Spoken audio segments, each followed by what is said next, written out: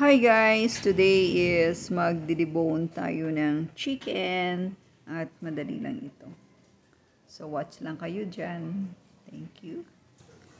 At pag naka-debone ang chicken ay madali lang siyang lutuin at saka yung bones niya ay pwede nating gamitin sa soup.